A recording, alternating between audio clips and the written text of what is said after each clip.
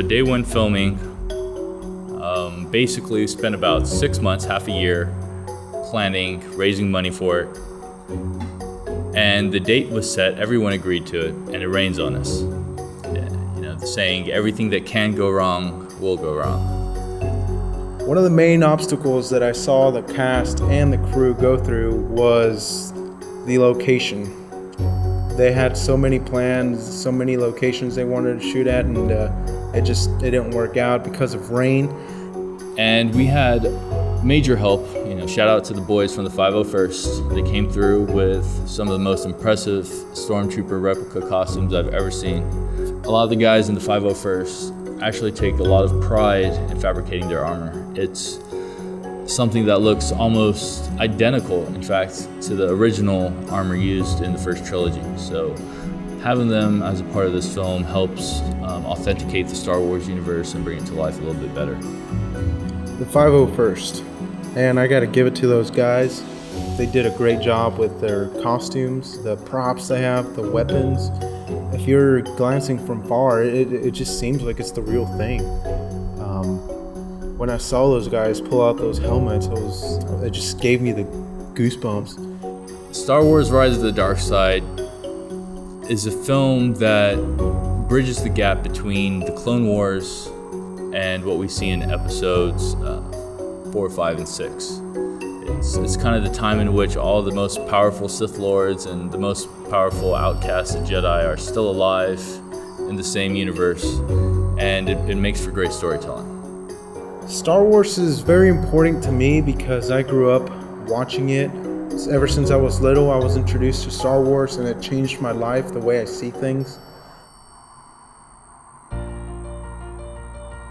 I believe the actors did a really good job despite the weather and the stuff that was just not working out. They pulled it off and they managed to perform. And they made it. They all showed up. And I think they deserve to be recognized as actors.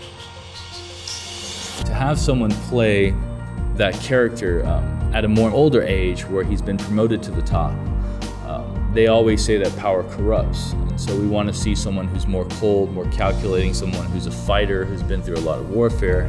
So one of the top Brazilian Jiu-Jitsu instructors here in our area is an active actor. One of the cool things about his counterpart in the scene is she is the now deposed queen. I think those balances of having the actual actresses and actors physically and mentally fit the characters is always your best bet when doing an indie production. Being on a set of an indie fan film production is very exciting because you don't have all the resources and the funds to make a film look like a film. We filmed on the Red system. It's the first time I've used that system. For all the hype, it's not too bad. On day one, we were able to track through a tripod. Our cinematographer was able to get some really amazing shots. During blocking on day one, we ran into a lot of problems with lines. The mics pick up on wind, even the boom mic was no good. We learned that ADR was your best way of getting the best sound. In our case, we used our vehicles and shut all the doors, put all the windows up, and you're able to mimic a small sound booth. Shooting behind the scenes is interesting because you're not particularly in front of a camera, you're behind it, and you get to see what nobody else gets to see. Like, you get to feel what the production is like. You're actually experiencing the trial and error, and everybody just comes together to push, to finish, to deliver. I think it's a good thing that people are starting to do more fan films of Star Wars or anything in particular, because that's the future. They are the people who will be making the next generation of movies.